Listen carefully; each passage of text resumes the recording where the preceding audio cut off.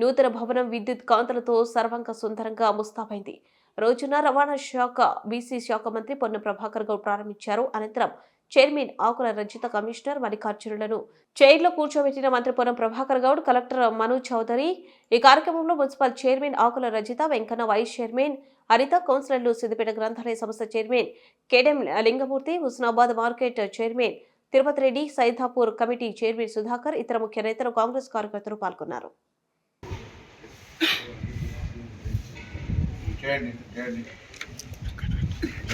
ఎక్కడ జరిగినా కౌన్సిలింగ్ అవసరం అనుకుంటే హ్యూమన్ ఆఫీసర్స్ పిలిపించి వాళ్ళకు కౌన్సిలింగ్ చెప్పాలి. కొంత మనకు సంఘటన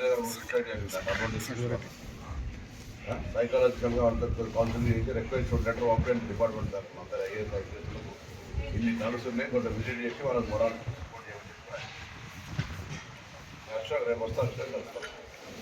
ఇది ఒకటి నేను నోట్ పంపుతాను. దాన్ని ఇంటెలిజెన్స్ వార్డ్ ఆఫీసర్స్ కు శాసనసభ్యుడిగా శానిటేషన్ సిబ్బందికి సన్మానం చేసుకున్నాను. ఒకరోజు మొదట్లో కొత్తగా అక్టోబర్ 2 నాడు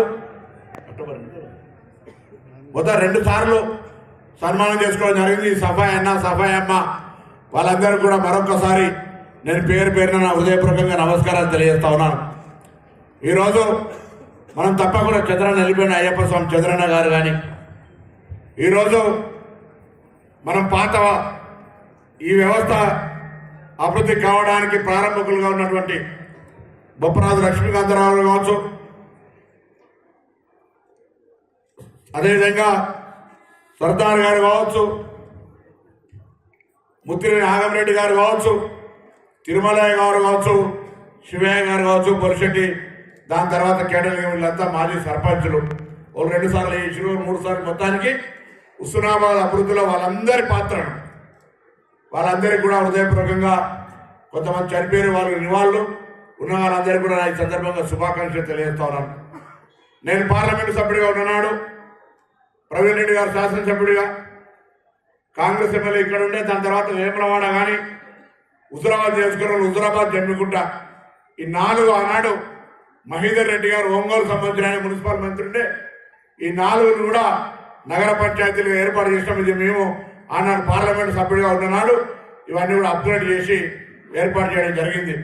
దాని తర్వాత వచ్చిన పాలకవర్గంలో చంద్రయ్య గారు, దాని తర్వాత ఆకుల రజిత గారు చైర్మన్ అయ్యారు. సరే, ఇంతకుముందే శంకరన్న ఒక కరపత్రం చదువుతూ ఉంటుంటే ఓ రోజు మున్సిపల్ కార్యాలయం తీసుకుపోయి కరీంనగర్ రోడ్లేదో ఫౌండేషన్ చేసినారు ఎమ్మెల్యే గారు. ఫౌండేషన్ చేయగానే హుస్నాబాద్ పట్టణంలో అన్ని రాజకీయ పార్టీలు, ఇంతకు శ్రీనివాస్ గారు చెప్పినారు, తొట్టి శ్రీనివాస్ గారు, అన్ని రాజకీయ పార్టీలు కూడా ఇక్కడనే ఉండాలనగానే గౌరవ శాసనసభ్యులు కూడా ఆనాడు సతీష్ గారు ఇక్కడనే కార్యాలయానికి అప్పుడు ఉన్నటువంటి మానస మండల ప్రెసిడెంట్ గారిని వారిని కూడా విజిట్ అయిపోతుంటారు. మండల అందరూ కూడా కలిసి మరి ఈరోజు వారికి మున్సిపల్ కార్యాలయానికి అప్పచెప్పడం, తదుపరి మున్సిపల్ భవనాన్ని నిర్మించుకున్నాం.